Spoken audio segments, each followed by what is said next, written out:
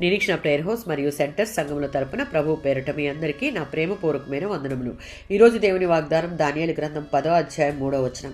3 వారములు గడుచు వరకు నేను సంతోషముగా భోజనము చేయలేక ఉంటిని.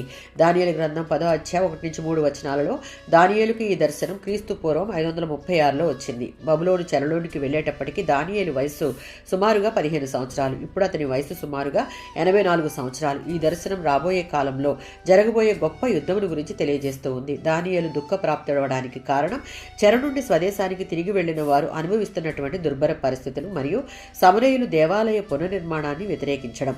ఈ వచనంలో ఉన్న 3 వారములు దానియేలు అనుభవించినటువంటి దుఃఖించిన కాలాన్ని తెలిపేవి.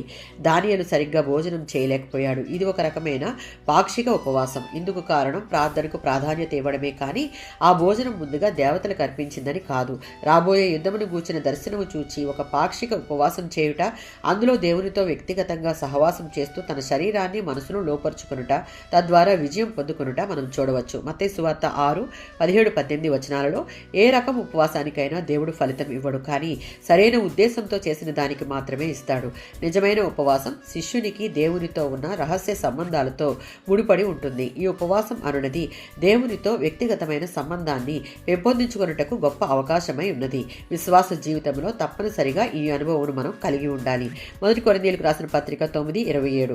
పౌలు గారు ఇక్కడ క్రమశిక్షణ, తనను అదుపు చేసుకోవడం గురించి చెప్తూ ఉన్నాడు. తన శరీర సౌఖ్యాన్ని చూచుకోకుండా అది తనకు లోబడేలా బలవంతం చేశాడు. అంటే తనను జయించాలని పోరాడుతున్న ప్రత్యర్థిగా తన శరీరాన్ని ఎంచాడన్నమాట. శరీరం అనేది మనిషిలోని భ్రష్ట స్వభావానికి నిలయం. దాని కోరికలు వాంఛలు తీరడమే దానికి కావాలి. కనుక ఆత్మీయంగా క్రమశిక్షణ కలిగి దినదినం ఎదుగుటకు దేవుని నుండి, ఆయన సాన్నిహిత్యం నుండి పక్కకు తప్పించే మన శరీరమును మనస్సును మన అదుపులోనికి తెచ్చుకొని వాటితో పోరాడి గెలిస్తే మన ముందు ఎంత బలమైన యుద్ధం వేచి ఉన్నా విజయం మనదే. ఆమేన్.